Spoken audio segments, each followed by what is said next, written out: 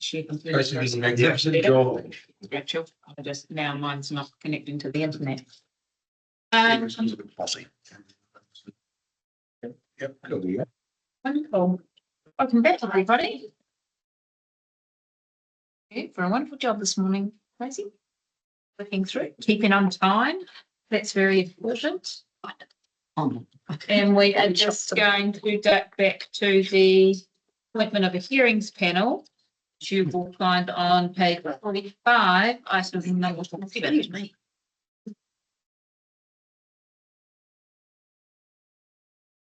45.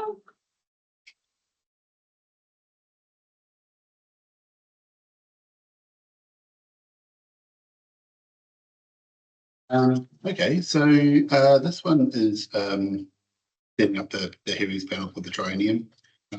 We've been using our previous panel up until they're here until up until December, and so we want to appoint new members, and then there's a couple of changes to the delegations in that chapter to do with the hearings panel. So we've got 3 members there. Tracy is the chair, and Sarah and Martin as members. And then there's a couple of other changes which were just while we were there, thought might be useful. One of them is item 10 under heritage orders.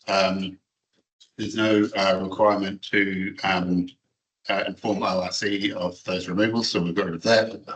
And there's a note between 17 and 18 that's a change from it says manager of planning and regulatory services to planning manager, and we had that while we had a planning manager, which was quite a long time, but now we do because we're going with here, so we can get rid of that and make it to planning manager. The only other thing that I will say is there's an addition in the which we've highlighted about like a group of panel members. So if there was anyone else who became qualified to be a member of the hearings panel, then they could do so, and then we'd have some sort of, be worked out in the future, I suppose, but some sort of roster system for folk on that panel. That addresses the issue that we had last time around a panel and how many there were, and whether or not we could add someone who was newly minted. Yes, very much. And then that will give us some flexibility around the hearings panel chair selecting panel members, which might free up some capacity because you're not waiting for everybody to be available on the same day. Yeah, pretty much. And from time to time, of course, people have conflict, which may want, or they may just wish to stand aside, and that just gives a bit of extra flexibility to the panel. Questions? Has Tracy done her chair training? Yes. Good. She has. You missed the September meeting. Oh, that's why you went. Okay, thank you. That was my only question. Did you pass? I did pass. But she wouldn't be getting the chair if she didn't. I did pass. Made your own certificate. Clearly you're up with the play. Any other questions? What does the training involve? You have recently done the training, Sarah. Would you like to give a rundown? 40 hours. Mind-blowing amount of 40 hours of the report you have to do is, but your assignment took, I think I put 42 hours into it. I think you've gone far enough. It's not as RMA detail heavy as I thought it was. I went to, of course, there's a 3-day and then there's online as well. But I went to the in-person course thinking it was going to be very RMA heavy and about the rules and bits, and it's not so much, but it is very planner heavy that's in there. So going as an elected member, there are a lot fewer of us. I think only 2 of us in the room and a table full of planners. So different perspectives. I went in feeling quite overwhelmed that I wasn't in the right space to be doing that. We just took it was the group we were in. Because they were obviously so regulation heavy with their knowledge. Yeah. But I know, I feel like it just takes a bit to get your head around what you're actually there for and what you're doing, but it makes sense and it's a good. It's thing to get about into. they call it making good decisions. So it's about the process. You learn the process of going through the decision making. So so the outcomes are you're making the right decisions. It's as Sarah says, you're not locked into all the legislative requirements of the RMA. It's you're aware of what your rules are, but it's how you make that decision is what you're being taught. And it's Yeah, and your decisions being robust around that. So you've got a good solid framework of the rules, Yeah. but it's about you and how you work as a panel as well to make that work.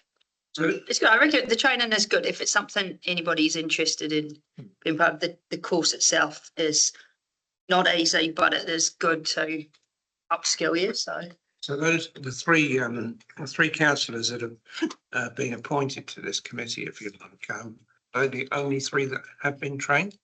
yes, And Yes, then there's we cost have to the one training, so trainee in it's- waiting, which is Councillor McLean. But if anybody else has an interest, recognising that at some stage in the next 2 weeks, we will hear from the government what RMA we reform may all be out of a job. looks like. Yeah, might have been a waste of time doing it. Things going forward, but certainly if anybody else is interested on that, once we know what it looks like and undertaking the training and that or other work to, I'm very proud to have a certificate on my wall that says I am qualified in making good decisions. It was worth it Who said just that? for that certificate. That was Hey, two- mate, it's signed, sealed and printed, mate. that was On the 2 wall. years ago. You made that decision. Right. to Decision. move Touche. A, B, C and D, noting that we appoint Councillor Patterson as the chair of the hearings panel with Councillors Brown and McPherson as members and adopt the changes to the register of delegations. Second. That, thank you. All those in favour? Against? Carries. Right. Extension of the community leasing and licensing policy. Welcome, Alex. Thank you. And welcome back to those of you I know, and welcome to those I don't. So first time seeing you for the term. These two are quite procedural. The first one is the extension of the community leasing and licensing policy. It was put in place in its current form 6 years ago. At the 3-year review, we made quite a few changes that community groups had suggested through the operation of the policy. At the moment, the team are undertaking a review of it, but it will not be finished for about another 3 months and already 6 months lapsed. So we're asking you to keep the current one in place while that work's carried out. And just to give you a heads up on what's coming, they're not expecting to change the current policy, but they are expecting to add some commercial leasing elements to it through that. So that will then cover facilities that are currently under construction. Like one of the things to work through causing the delay. There's a bit in that. There is. Yeah, good to extend this and get it done right. Definitely. Questions? Thank you, Stu. Cheryl's happy to second that. All those in favour? Aye. Against? Carried. This one might get interesting. Yeah. Page 61, extension of the council-owned earthquake-prone building policy. That is the one. So you might have seen from the date of the legislative change in the report being September, that the report I wrote to you and the report that you get are different now because that legislation is different. So the situation we have is that we have 15 earthquake-prone buildings. 4 of them may be divested, but they're currently in council ownership. And the current legislation assesses earthquake risk based on their rating against the new build standard. Our buildings are particularly historic. I believe 5 of them are more than 100 years old, another 2 are in their 90s, and the other 4 vary between 50 and 65 years old. So bringing them up against the new building standard is expensive because it also includes fire and accessibility standards. The discussion we thought we were going to have for you is that under current legislation, Central Otago is classed as a medium seismic risk area. And that is different from the way that we're calculating the risk of AF8, Council or Defence Planning. So originally we thought we were potentially going to have to look at quite a risk-based approach to these buildings, but the legislation change has made that change for us, and that should be the legislation if that goes ahead. And we have asked in the decision we've brought to you to have 2 years of the current policy in place. We're fully compliant with it and we meet all timeframes under it. But what it would mean is if the new piece of legislation is passed, it may no longer cost us $8.6 million to make those buildings safe. It may be a matter of taking out reinforced masonry, some other hazards, and it might bring that cost right back down. So while we wait for that process to be undertaken, we'll prioritise any work that is relevant to both pieces of legislation, and then we'll return to you with the outcome. So the MBS is essentially going though in the proposed The legislation. proposal under MB is for it to go, Yeah. and I think I listed them for in the report. I don't have them to hand, but it's as high as up to 57% of the buildings that currently require work won't. So we just really need to figure out how much of that spend we need to make, Yeah. and then also have a real conversation with you all about the risk rating and that legislation versus AF8 and work it all through. Any other questions? So do we have to continue with earthquake proofing of some of the buildings, or do we have to wait completely to find out we do? If we, We can continue earthquake strengthening them because the legislation does require us to, and there's the potential that it will stay in place and we'd then be 2 years behind. But what it means really is that we're looking at tackling this in the next long-term plan and just continuing as is through this one. But we will keep doing the work, is my understanding. You have 8.4 million in this long-term I plan. believe it's 8.6 for the buildings that are currently slated to keep, and another 1 point something, so it just totals slightly over $10 million. And of those buildings that you're slated to keep, some of them will be exempt from MBS requirements under the new legislation. Actually, that's what we're waiting So to see. what are you saying in regards to spending money on them? Is it wait and see, or are you? And they are a wait and see potential for divestment, so we won't be doing anything until that decision's been made. But the buildings that you've already said you're keeping. Those ones, we'll continue to work on them for areas that would be a priority under both sets of legislation. So things like unreinforced masonry rather than fire and accessibility. So I guess just carrying on from that, what you're saying is, like if I think about, because obviously there was a really big misunderstanding as to why the cost was so huge. And it wasn't until the committee were, coming up to earthquake standards, but it was the additional cost to get that side and the consenting. So what you're saying is potentially those costs will be just to fix those. I don't know, put something in that will do that, but they won't have to go through the accessibility side. Yeah. Yeah. The proposal is to take a risk-based approach with unreinforced masonry and a bunch of other factors to classify us by area and then put a new standard across it. So what do we do about the fact that we've rated for that? yeah. Well, the legislation hasn't changed yet, so we have to continue until it does, but we can start preparing for what we'll do when it does and then make that change. And And we are doing it's- 2027. Yeah, and we're not far off 2027. So already. of the projected spend before 2027, are any of them buildings that won't be covered, that you won't have a requirement to do We something on? just don't know. All we have at the moment So is we can't MB's description of the legislation. We don't have the draft bill. And I think it's important to note that this is a risk-based approach based on risk to life. When I look at some of those buildings, Paul Byrne Hall, a new stadium, Ranfurly Hall, that are all sitting at 15%. We put a lot of children in those buildings on a frequent basis. So it's not just about ticking a box to say complied with the government's requirements. It's about making sure that our people are safe when they're in those buildings. But it is nice to see that it might go towards a more risk-based approach as opposed to just a blanket. Buildings must meet X standard. Do we have any buildings that we are currently notifying our, people using them that they pose a risk? We do. I believe we've got earthquake notices on quite a few of them. Do you know the number? Yeah, we do. Yeah, Ranfurly Service Centre's one. Gareth has a bit more detail for you on that as well, and we're happy to come to you with a report on the state of some of those high use buildings as well. It'll flow through with the tsunami of reform that is coming, so we shall wait and see. Can I just add what Alex is saying, just about our current work programs? We have two buildings, up at plan. The third one was to start work on Molyneux Stadium, which with or without the new legislation, that won't change too much because of the height and the build of it, and also around the asbestos part. The other two buildings, one being the terrace hall, we do have the ability to wait for this legislation to come through to understand what that means for us. And so just in the near future, we didn't have too much planned. The 8.6 million is further down from sort of that 24 now. So we do have that window to make some decisions based on that new legislation and that risk. So this was always going to happen, wasn't it? Well, it's no, but I mean, potentially we were dealing with wars and the earthquake.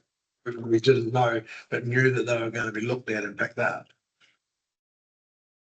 I guess I know, that's right. But you can only plan No, the law that is currently guiding us, and until they change the legislation, it's still the law of the land. Hopefully it'll be changed then.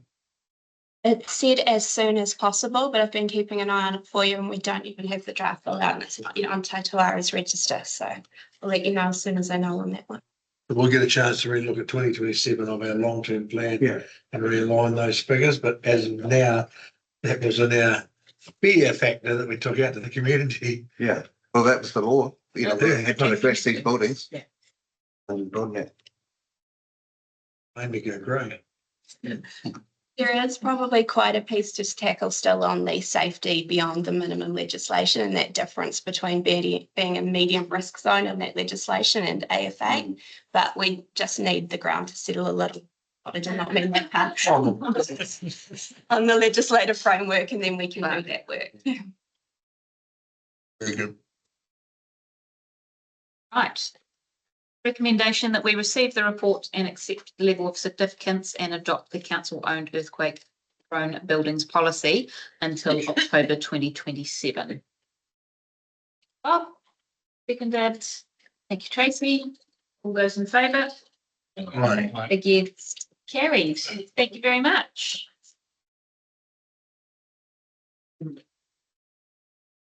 A few changes coming. I thank you, Tracy. So kind today. I do. We move to our financial dashboard, which you've got in front of you. Welcome, Donna and. So, good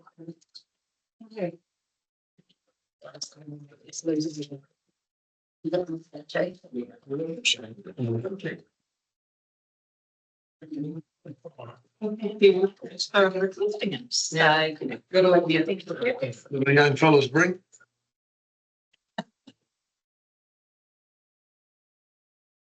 Take the paper as being moved. This report is to discuss the financials as at 30 September. First 3 months of the financial year, the council had an overall favourable variance of $384,000 with an overall surplus of 1.7 million. Income has an unfavourable variance of 617,000. With grants and subsidies, fees and charges, land sales, other revenue and other gains being higher than budget, with rates, development and financial contributions and interest revenue being behind budget. I just want to explain the rates one a little bit more in this, but it is also in the report. The rates income is lower than expected to the timing of the rates instalment. So the actual numbers are based on the actual installment that get billed to our ratepayers, while the budgeted rates are recognised based on the phasing of the expected income and operating expenditure in and outs throughout each month. So there is nothing to worry about at this stage, that we will receive less rates revenue and expenditure has a favourable variance to $1 million, with finance costs and other expenses being lower than budget, and with personnel costs being slightly higher than budget. The external interest are lower due to the reductions in the official cash rate, which has been a bit of a bonus, and lower than planned external debt. So our capital expenditure shows a favourable variance of $1.7 million, with 14% of the total revised budget being spent.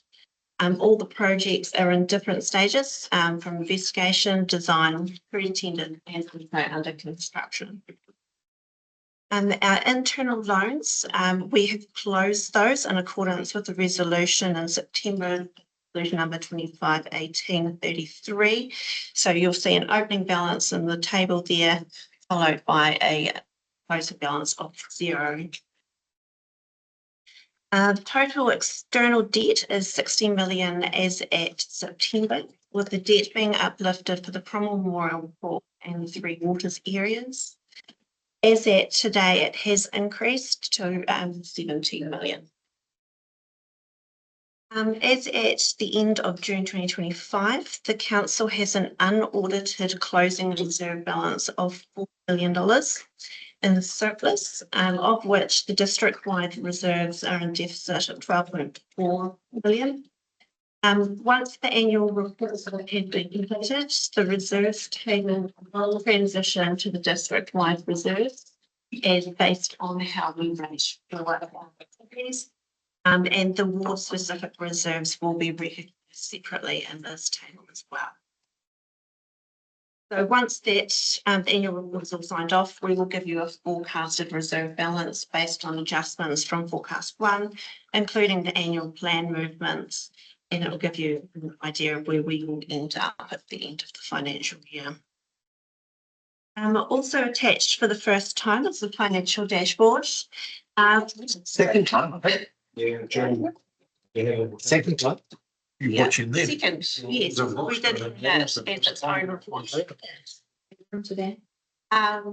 just to note that this is very similar to what's actually in the contents of the magnet report. It's just done at a very high level and includes some graphs to show you whether we're meeting our balanced budget and also our LGF on a basis. Yes.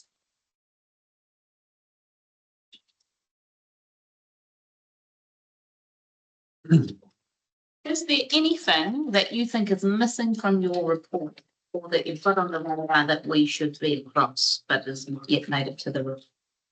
So depreciation is probably one of the biggest ones. So with the annual report still being finalised, which means that we can't actually process our fixed assets in this financial year just yet, it shows as a 0 variance at the moment as we're using budgeted figures. However, there has been substantial increases with parks and property assets, which will come through as depreciation expense being a lot higher than what is in the budget. That though is a non-cash movement, as we've already, as part of the RTP process, planned our funded depreciation, which is actually planning our for our capital. It's probably the biggest on the financial sense. In terms of activities, at this point in time, no, we have not been made aware of anything that And I just wondered, community economic and strategic development, which is on page 68, and it talks about the Dunstan High School Trust grant. Is that in relation to the turf? Or yes, no, that's related to the turf. And service centres and libraries had a small favourable variance, acknowledging that it is quite small, mainly due to lower than budgeted operating costs. We anticipate a reverse and that sort of thing. Is that because we're not in the cold months yet and it's just the way we smooth out the it's sort of how the phasing of their budgets come through, and so they might have some subscriptions and things that come through later on in the year that haven't quite hit yet, and that sort of thing. And there was also the recent appointment of the libraries manager, so there was a vacancy there for a bit of time as well. Any questions? It's really helpful having these printed out. I know they're not necessarily the most environmentally responsible, but this is a financials now that they've put down for the dashboard. And the responsible. two main pages. It would be great if we can have those. Just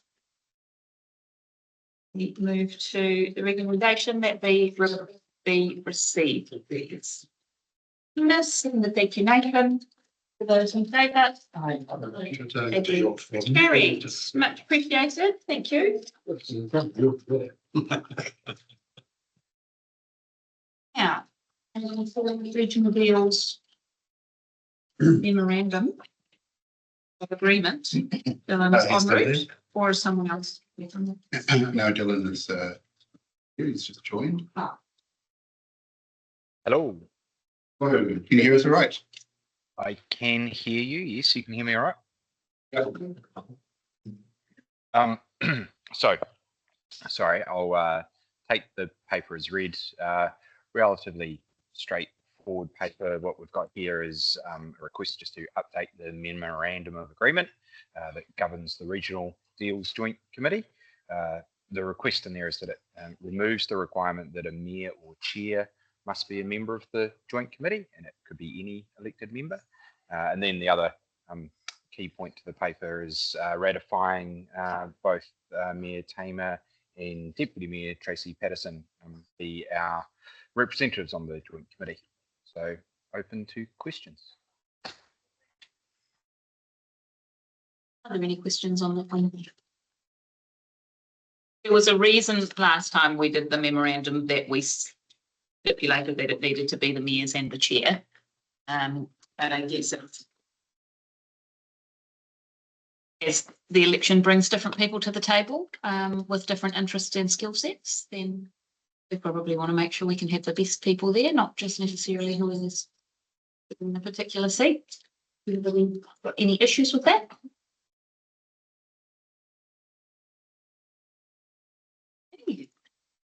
Somebody like to remove recommendations A through to F that will authorize the signing of the memorandum of agreement. Thank you, Stu and Sarah. Those in favour? Aye. Against? Carried. Next report, Cromwell Memorial Hall. Welcome back, Gareth. look forward to these, Gareth. But I got the big cheese at the table. Gareth and I have a very good understanding of all the costs. So for those of you who haven't been exposed to one of these before, we do a capital CapEx report. It basically tracks the timing of the whole build, what sort of budget we're up to, how much contingency spend we have done. And in the nature of this type of a build, all the unknown factors were upfront. So we kind of knew that we were going to be spending a large portion of contingency upfront. So it worked exactly the way we planned it. And we're now to the point of the build where there'll be very little to no variation amongst the remainder of the project. So we kind of where the spend is now is where the spend is. The project is tracking on time and on budget, and you'll see that there's a slight spend that's been announced now. We are working to claw that back. It's a really small portion. It's about $20,000 over the budget. And if you, I don't even think that registers on a percentage scale. So, but there are different tricks of the trade that we can use and claw that back. So we're anticipating that we'll be on budget on time by the end of this project. There's big changes in the hall. I think this is, so you guys would have got 3 months of CapEx reporting. I'm only doing the latest one. You can see that the stage is well underway and being built. A large portion of the scaffolding, the external scaffolding is down. Auditorium scaffolding is down now as well, which is showing in the photographs. And the exciting part is that there's a few parts of this building that are busy going through the commissioning stage right now and will be done before Christmas. Any questions? Gary?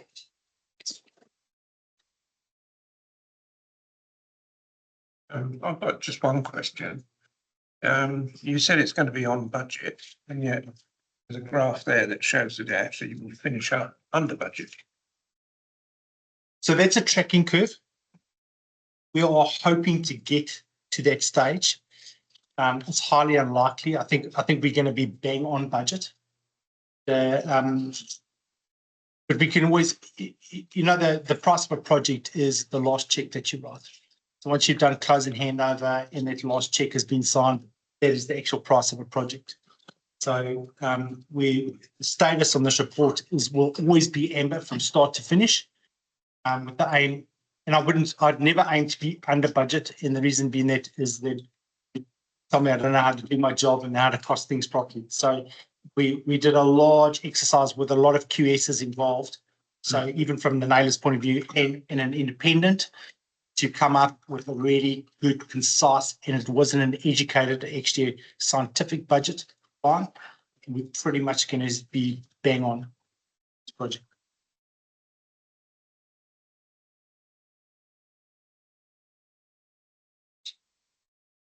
Any other questions? Cheryl? You said that once it was out of the ground,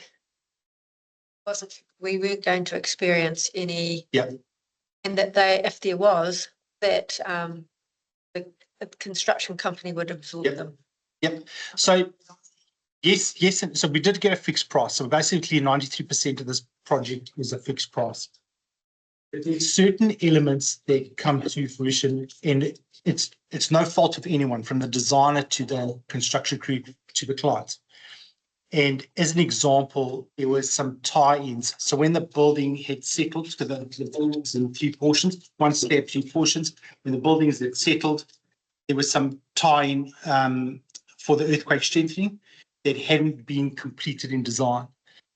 It's a on-site decision that you make. So we got on site, had a look at it. The solution that was proposed on a piece of paper, which often doesn't work in reality, wasn't going to work. So we had to find an alternative. That's what we did. So that does cost money, but it's a partnership. So pain and suffering is experienced from all sides. So neighbours contribute towards that, the designers contribute towards that, and the client contributes towards that. What I can tell you is this construction crew have given 3D a lot of stuff over. They've really slashed and, not reported on full labour costs and stuff like that. They've really done everything in their power to keep the costs down. We've even put in some mitigating controls where we've had JASMAC send an architect every month for a week so that she can handle the RFIs and the cans immediately up front. We can get that all sorted out. So this is about unity and a partnership coming together. But there are things that crop up that are complete unknown factors that have to be dealt with. Just to add to that, Cheryl, the further you up through the building, the less risk there is. So if, it's not this month, I think the previous month we put in where that contingency was spent, and a good chunk of that was spent more or less while it's still in the ground, like water infrastructure, asbestos removal from the old building, things like that. And as we've got up, the risk reduces. I don't think it's ever zero risk, but the closer you get to the end, the more the risk reduces. Actually, I've got a really good example. So they had engaged a supplier for the lifts, and they had said to us, these are the parameters we want, and they'd said to us, yes, they can supply that. All along they were saying, yep. And then at witching hour they went, oh, sorry, we can't do that. So we ended up having to change the suppliers. Naylor Love took that all on themselves, because that was the beauty of a fixed price contract, and they guaranteed that service. So, like the wait time on a lift being an elevator, something like 14 months or something, isn't it? It's amazing. Just post. I don't know if it's always like that, but post COVID, some things have righted themselves and some things haven't. And that was a really good example of. Yeah, they pushed it. So I mean, that lift will be arriving in March and being installed from there. So it's a commissioning phase has been. I wouldn't say set back. We've just realigned our priorities. So we'll be commissioning other areas of the building, and then end up on the end of the day. You would have seen it. Taylor Swift's green room. This one's to be commissioned. Absolutely. away. And a little bit of useless information. I guess the big thing is, and this is probably coming in from what Cheryl said, is that we said even if there was 1 cent over the budget, you had to come back to us. Paid out your wages. He understands, he understands. We're not there yet. Yes. That's one of the key reasons why the. Gentle reminder. Gareth understands. Very well. Remember, isn't it? Yeah, and we're not there yet. We've got a couple of tricks up our sleeves. We've been doing this a long That's what I time. like to hear. Gareth's gonna run a sausage sizzle. What's your random information you've got, Gareth? So the stage has been built at the moment, and most people say, well, why haven't you covered this stage in? There's over 300 meters of electrical cable that's associated underneath that stage. So it's quite a big task, and there's massive coils all done up on the side that'll be feeding down through the cable trays through the stage. So it's really impressive to have a look at. So PA and lighting. Really elevate the school productions that go on. Oh, good fun. Well done. No, sorry, I got one more. I saw on social media that somebody's commented about the X's on the trees. Yeah, isn't that exciting? Oh, I don't think Those weird willows are coming out. I think all of that is happening, you know, the. this council will be conscious of the work that Contact's doing and Lynn's doing, and obviously we're doing as well, It so. must be quite delayed. I mean, it's only just got consumed sort of now, Yeah. recently, hasn't Well, it? I think there's scope there. So I've been fortunate enough, we just received a link on what that's going to look like. And David and I are going to set some meetings up and have a chat with Contact to discuss their moving forward. But I think their scope has changed. So they instead of just going for the boardwalk, they've gone for a bit of a wetlands type of scenario as well. There was wetlands in the original design that they showed us.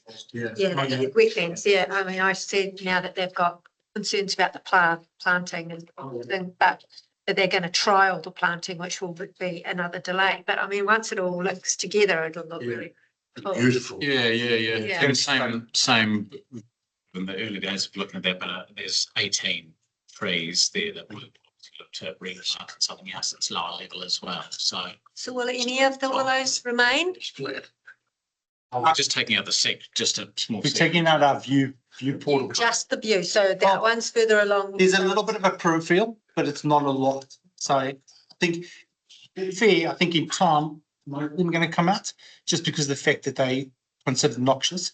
So, and then there'll be proper native planting that'll replace it. I think it's part of the mega project. Yeah. It won't be done. The only view portal through us is that section. Yeah.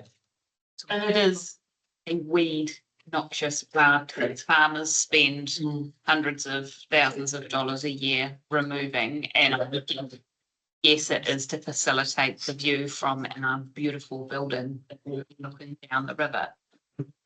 But it's not necessarily trees of great amenity value, but I know that there will be some concern from people around shade and that sort of thing. But the planting that will go in place will be lovely. So it is marked for the first week of December, and I think comms are busy getting finalised now to go out. Just one quick question, dare I ask it? Naming? There's a good discussion on it yesterday, maybe. You want to talk to that, Sarah, or do you want me to summarise it? Yeah. So, Along the same lines of the Roxburgh conversation, that give the community the chance to have their say. The big thing that we didn't want to do was to go in with like 3 or 4 options and then make it look like we're choosing on that behalf. The conversation was twofold, just wasn't it? One was the gifting of a name, a Te Reo name, and whether or not we would be endorsing a dual name. And that we approved that. Because I think once you've asked, you can't then say, oh, actually, no, thanks. So we've started that process and we've now approved it. We will dual name it. Yep. In terms of what the English name would be, it's the function of the facility as a whole that we need to consider. And we've looked at how we best communicate that and get the feedback proportionally, not just the loudest, much same as the discussion earlier. Citizens' assemblies at one end of the options for getting it out, and the other is do a quick survey online or don't really ask anybody. And we decided we would go to a short and sharp consultation through Let's Talk, but running public workshops more so than a town hall meeting would probably be a better option. So that feedback's channeled through that. Let's talk, and we can get that summarised a little quicker that way. But giving people the opportunity to come and have that conversation and get the feedback and get the opinions there. The big thing being that it's not Cromwell's Hall, it is in Cromwell, but it's not Cromwell's Hall. So the name isn't necessarily best reflected to be Cromwell blank, blank, blank, blank. So You know, have such to say the name of it. So, well, that's that we take it out wider than just Cromwell. Obviously, it's Cromwell's baby, but it's been opened up because we've asked you to donate to it. It needs to be bigger than that. And from a marketing point of view, we've taken on board some feedback from people in that area that have said Cromwell isn't necessarily that well known outside of the South Island. Like you might not know, whereas Central Otago is pretty well known worldwide. If we're looking at international business, perhaps Cromwell isn't the right name. Maybe Central Otago does bring more. So all those levels of conversation were, it took a while, didn't it? It did take a while. Yeah, so the Cromwell Community Board was just yesterday, and so as previous councillors will know, their recommendations come to council, and so that'll come here in December, which We've had our next our strategy day where we will get a bit more direction on what we think we're aiming for. It's in parallel with what we actually think the facility is going to do and to bring back. And I think one thing that came out of yesterday was that we don't think we're aiming high enough with what it's going to bring back in financially, commercially, just to put us on the map. As it like we really need to push this to be successful, to lower the costs as well as it, but to be a hall for the region. So that's why that public consultation will be good. Louise was very excited by the opportunity for a short, sharp, intensive consultation process, but so yeah, I guess put some of the recommendations yesterday that will come to this table is recommend that the facility is dual named. There were some fees and charges that they'll recommend to council to start taking bookings, and really just around the community ones. There's a lot of work sort of done on other community facilities around the area to make sure that some of the feedback we've had is the community want to know that it's going to be accessible to them and at a price point that's accessible. So the board have recommended some community fees just to start at 10.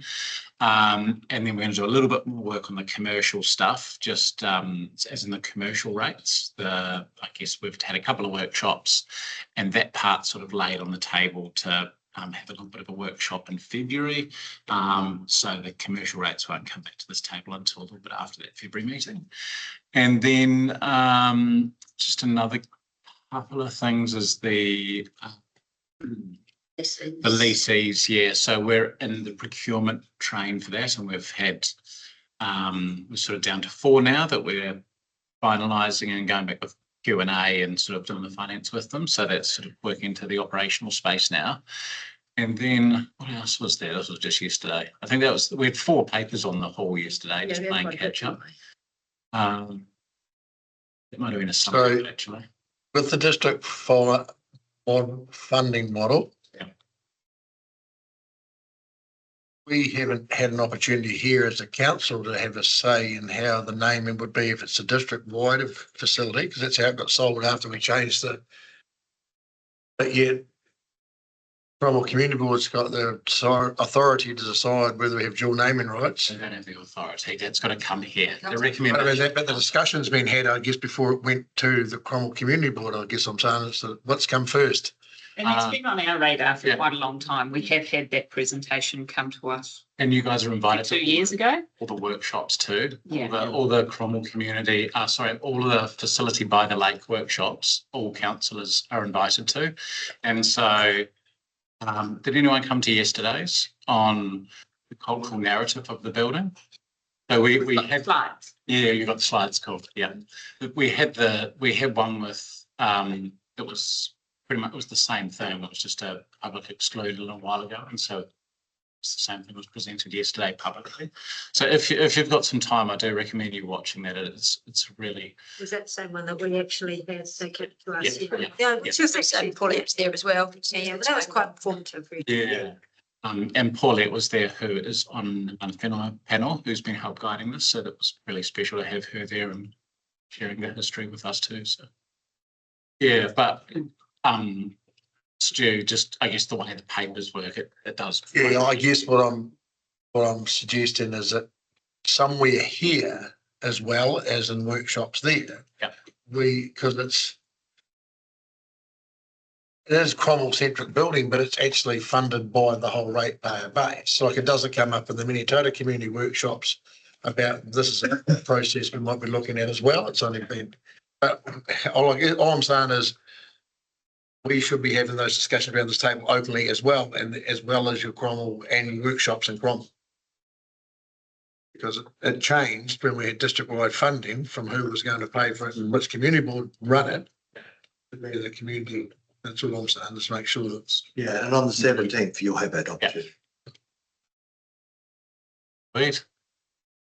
The museum fit out was the, Museum fit out. That's that's fully funded. That's been funded, hasn't it? that's right. Yeah. That's progressing. Yeah. Yeah, it is. Yeah. On track, and we're sort of again using nailers to help the build part of it, just to save a bit of money and streamline that. So no sets of two PNGs. It's all up front, all done under Matters health and safety plans. So it's a pretty efficient way to do it. Yeah. Going good. Yeah. You're working hard, which is quite cool. It's quite a cool culture that Sarah's lived there. Yeah. It's a real, I guess, testament to the work that's going on in the background to keep that budget on track, because we identified that as a huge risk at the beginning, and we've seen how much construction price indexes have moved in the last 2 years since we kind of gave it the green light. So, Age Gareth, he's only 25, but you know.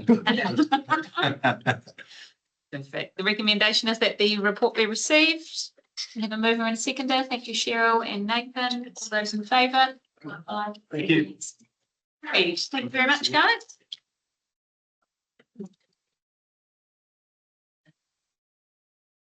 We need move to page 78. To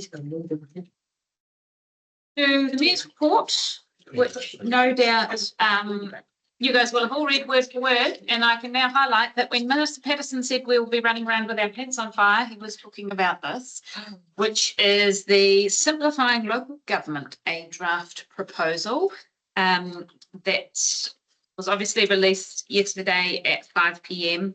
And I just wanted to touch on a couple of things because it does have implications for us. In a nutshell, the government has indicated that they would be looking to remove the governance part of regional councils and territorial authorities, which is us, would just do the extra work and govern both organisations in the maximum amount of spare time that we all have. And a combined territories board. Now, that was a model that was talked about in our Future for Local Government work that we did. We spent a huge amount of money and several years and several and get-togethers and feedback and all of that on what the Future for Local Government looked like. And one of the things that has been really clearly indicated by the government is you guys said you wanted this, and we did. We did say local government is not fit for purpose. You haven't looked at it since 1989. We know there are some changes needed. Unfortunately, local government as a whole couldn't seem to get everything on the same page to say this is the direction we would like to go in. So the government have said, here's one, what do you think? It has gone out for public consultation, so anyone and everyone can submit on whether they think it's a good, bad or otherwise idea. It doesn't mean anything different for us in the immediate future. There was not a lot of clarity on the timeframes. We are approaching a central government election. It may or may not play into it. The government does like to move at pace with things that they see as being important.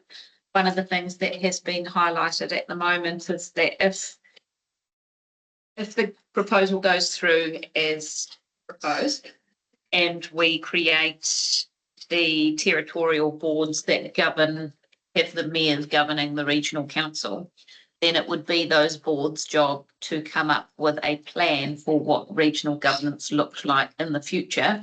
And a big part of that the government have indicated they want to see is conversations about amalgamations. It might be, actually, no, we're just going to keep governing this as a board and we'll have them sitting over here separately and we'll just have it ticking along. It might be amalgamation, it might be something different. It is likely that that would hit our desks as we approach an election. And that mayors would be leading a conversation around that potentially as we head into what is always quite a difficult time period. But the government have said somebody's always getting into an election and we just have to make it work as best we can. So there is, I'll send the link out to you. It's actually not a massive document to work through. Wayne sent it out. Perfect. Thank you.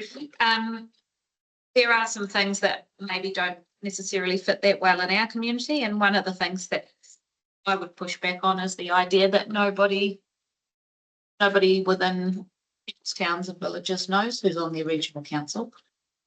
I would suggest that we all know who's on our regional council, but also that in rural communities, farmers often have much more input into their regional councillors and who's representing them. So one size isn't going to fit all right around our country, and there is the ability to shape some slight changes or tweaks or say, yes, this looks amazing for us and we'll fix it, thank you. But this is going to come probably to maybe a couple of weeks ahead of the RMA reform that is supposed to be landing before Christmas as well. So we will have a lot of over the Christmas holidays to get up to scratch with everything that is coming at us and that we need to be across. It's obviously because it's public, we can submit personally and we can submit as council. Yes. With a joint voice. Yes, we will submit as council, and there's also an enthusiasm for submissions to be received from groupings of councils, i.e. at a mayoral forum level. So there might be a position of CODC and it may or may not align with the position of Otago as a whole as to whether this would be a good fit for us or whether we could see some changes being a benefit. So how are they going to bring the discussion forward about amalgamating councils?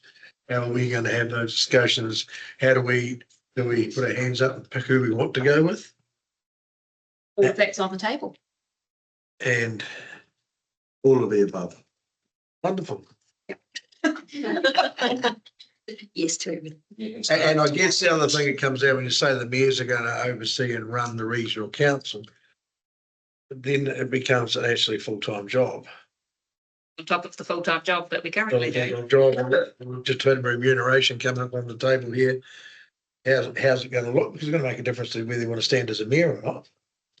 And if we've got advisory boards for this and advisory boards that, why don't we have a professional directorship board run the regional councils and the mayors oversee it? Why don't we make appointments to a regional council instead of the governance of regional council? That's one of the options on the table, including the option that. Paper. Sorry. I've got it written that paper. You've got it.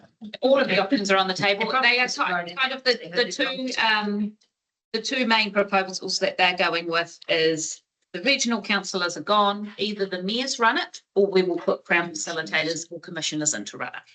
And the Or commissioners, any variety of that. It commissioners might will be be appointed by us.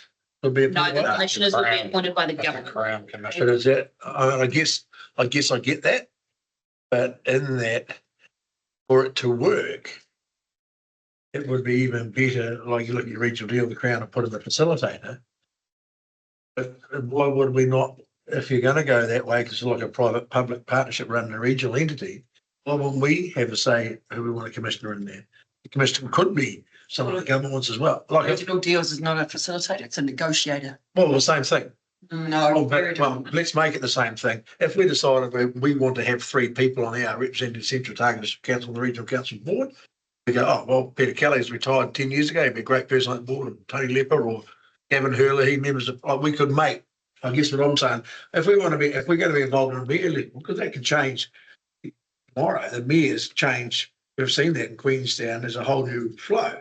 But a board sitting to the top, appointed by government or appointed by us, So there is a couple of different things that they talk about in here, and one of those is what level of Crown participation in regional decision making do you prefer?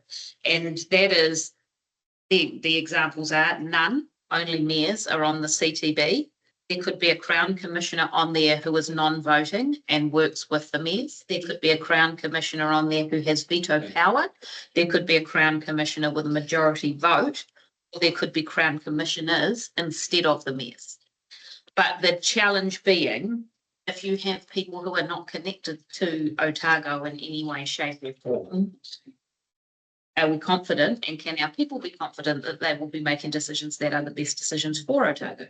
And that'll be the way up. And then there's also considerations around what does the representation look like if, for example, you have one council, one vote, in which case theoretically Luther, Waitaki and Central Otago could overrule Dunedin's wishes? Or do you have a majority based on your population? The people of Dunedin might have something to say about that. Or there might be challenges based on population, and then if Dunedin and Queenstown got together and said, oh, we want this, and we all said, oh, that doesn't work for us, but then they're overruling because of population. So there's not necessarily a perfect system, but I think it's going to be really important that people have a look and see what this means, because the government intend to move at pace with this. Is the regional deal thinking a format for how it might be? They've got a commission, I don't know what's worth. You've got regional council, you've got two here, two in, like that model nearly works. It's not really the same as a regional deal. No, but the modelling, if we take in government, regional authority, leadership of here and here, not far away. You give a government commissioner or a government appointee. It depends how much power the people of Otago want the government to have over their lives and where that accountability lays.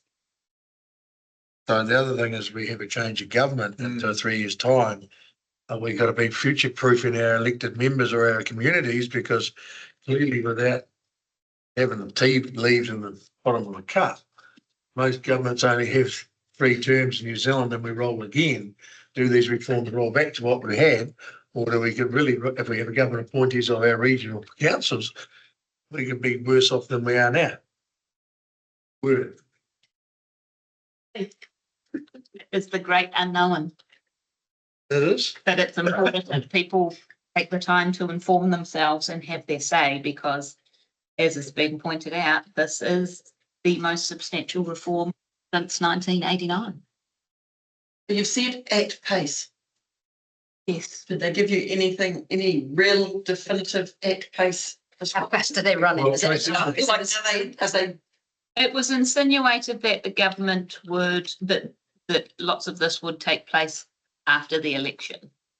But none of the ministers have said that explicitly. Well, I told you, Tracy, at the meeting the other day, it is a tsunami like you've never seen coming at you. And when the tsunami leaves, your pants will be on fire. And I imagine that's relatively quickly in that time frame. Right, and it is going, but the problem I guess we're going to have as elected members from now, the next 3 years and 10 years, is we've got to get to grips with it and actually still do business as usual the way we are, thinking that one end down the road it's going to change on us. That's hard. Hard on staff, it's hard on us, because we've been told in the election we're not doing our basic job right, and now all of a sudden the school bus is at the other side of the park and we don't know which one to get on. Challenge, right, yeah. Many challenges, but we couldn't even agree as a region on water. And that's a fundamental service we all provide. Now we've got many services we all provide. Even a regional agreement, it's going to be challenging. But the fundamental reason we didn't agree on water is because we all felt we could do it as well as we could with the facilities and the money we had. And now they're saying the efficiency comes by being bigger, which is exactly the whole reason Central Otago District Council is here, because it used to be the Manitoba Community Board and the TVN. Now we find we can't do it as well as we did 20 years ago. So where's the amalgamation stop? I guess you can look at Poop and ask him. Careful. Well, I guess we're here because TVN, Curtis's family, they went through that negotiation to come to here, and now it's not good enough because efficiency is not good enough. And then we're going to go to Queenstown, efficiency won't be good enough. And then South Island, and to be fair, Labor had the three waters, which had about 4 entities. And ultimately, really roundabout way, when you look at the map, we're not far away from that anyway. So do we get more efficiency and do we have more political taking power? The answer to No, I think it's just important for people, not just ourselves around this table, but for individuals to read the papers, have a look at what's being said. If they want to make their own submission, then go for it. If not, then they might be ringing each and every one of us to say, look, we've got some concerns, or no, just get on and do it. Because there'll be different schools of thought. There'll be people that will be quite happy. There'll be others that won't be. I think it's been the theme of the day, hasn't it, really? And that's the thing, there will be people who look at this and say, great, I want a cheaper rates bill, anything to make that happen. oh, I see, right. Yeah, but there's a trade-off But potentially. it didn't come onto whoever's running it. But it's going, all I'm saying for us, it's going to be hard because we'll be facing Texas, Wellington, the Green Party, but angry is angry. And from the business sector going, this is a great good luck for doing it, but we get caught in the middle. We're always caught in the middle. Right, recommendation that the council receive my report. I'm happy to move that. We don't want it. Tracy's happy to second it. Thank you. You can submit, Sarah. All those in favour?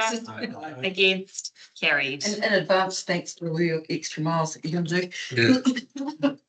I look forward to it. I guess that's a big thing for people standing for the electoral process that we're talking about getting more people into local body politics. You're actually going to walk into a minefield. And unless you've got experience around the table like we have here, you're not really going to encourage all the young people to come in to do it because it's tough. We're going to go to really tough political time. And for mayors, especially a lot of younger mayors, you're actually doing government's work rather than. Without any of the government's money. But Yeah, that's the thing, isn't it? it's all a work All in for the good of progress. the community. Hey, they give you. Hey, we want to reform this. Just like an engaging cream. Yeah. I'll go grey like you, Stuart. Yeah, it doesn't take long. Status reports from governance reports, page 80. In your agenda, but they do sit under a separate cover. Is there anything from those November status reports that people wanted to read?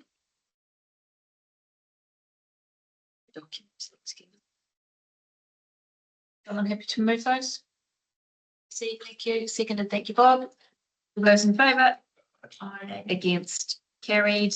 And then to page 81 for the minutes from the community board. Anything from any of those? No, Martin's happy to move them. Yeah.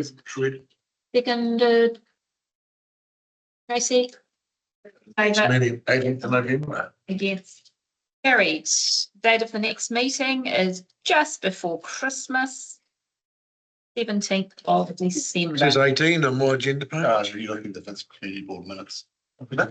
Here you are. What? That's not really and it goes, no, the next meeting, all right. Please be here on the 17th. You could be here, but not be off. You could be a bit late.